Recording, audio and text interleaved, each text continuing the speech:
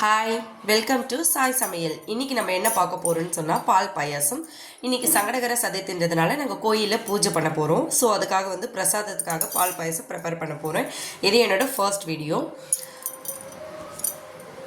இதுக்கு பால், நெய், ஜவ்வரிசி இதெல்லாம் எடுத்துக்கோங்க. ஜவ்வரிசி வந்து 2 ஜவ்வரிசி கலந்துருக்கு. பெரிய ஜவ்வரிசி, சின்ன ஜவ்வரிசி. ஃபைனல் டச்சப்புக்கு முந்திரி, திராட்சை, ஏலக்காய், பேம்பினோ பாயசம் மிக்ஸ் எடுத்திருக்கேன். நீங்கள் பேம்பினோ பாயசம் மிக்ஸ் தான் யூஸ் பண்ணணும் இல்லை, ஏதோ ஒரு பாயசம் மிக்ஸ் வந்து ரெடிமேடாக வாங்கிக்கோங்க. இது கூடவே வந்து சேமியாவும் கொஞ்சம் ஆட் பண்ண போகிறோம். எப்படி செய்யலான்னு பார்க்கலாம் வாங்க. பால் ஊற்றிக்கலாம். பால் தண்ணியெல்லாம் சேர்த்து ஒரு 1.5 லிட்டர் கிட்ட எடுத்திருக்கேன். பால் கூடவே ஜவ்வரிசியும் சேர்த்து வேக விட்டுருங்க. ஜவ்வரிசி ஒரு 2-3 டைம்ஸ் வாஷ் பண்ணிவிட்டு பால் கூடவே ஆட் பண்ணிவிடுங்க. ஒரு 5 to 10 மினிட்ஸ் வந்து நல்லா வேகட்டும். ஒரு 5 மினிட்ஸ் ஆனதும் நல்லா மிக்ஸ் பண்ணி விட்டுடுங்க, இல்லைன்னா அடியில் ஒட்டிக்கிடும். இப்போ என்ன பண்ணுங்கள், பேம்பினோ மிக்ஸு, சேமியா இது எல்லாமே ஒன்றா ஆட் பண்ணிவிடுங்க.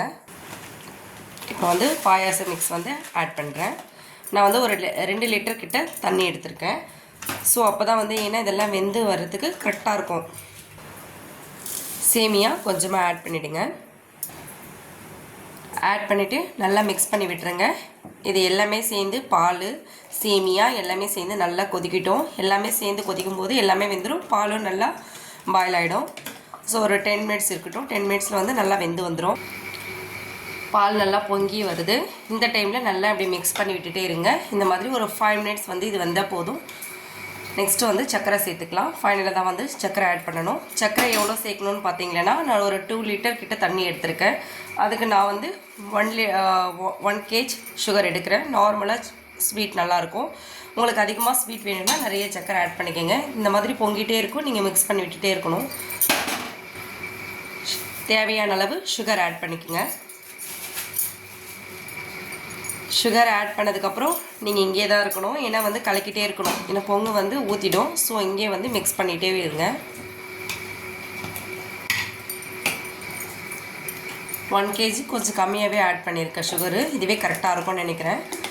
இந்த கன்சிஸ்டன்சியில் இருக்கட்டும். அப்போ தான் வந்து ஆறின அப்புறமும் இதே அளவு இருக்கும். ரொம்ப திக்காக இருந்தாலும் இன்னும் திக்காகிடும். ஸோ இந்த அளவு போதும். இது நல்லா ஒரு 10 மினிட்ஸ் வந்து பாயில் ஆகட்டும்.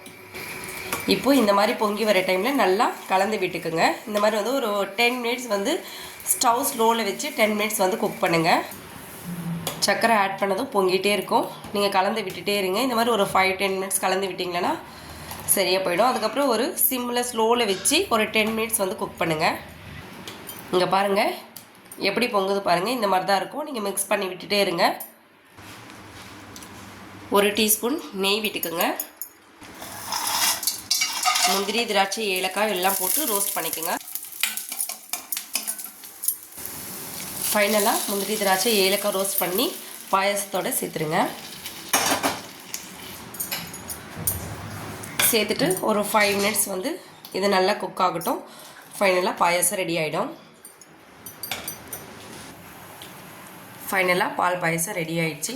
இந்த கன்சிஸ்டன்சிக்கு இருக்கட்டும். இதுவே ஒரு 10 மினிட்ஸ் ஆனாவே ரொம்ப திக் கன்சிஸ்டன்சிக்கு மாறிடும். ஸோ இந்த அளவே நீங்கள் வச்சுக்கோங்க. ரொம்ப டேஸ்டியாக இருக்கும். ட்ரை பண்ணி பாருங்கள்.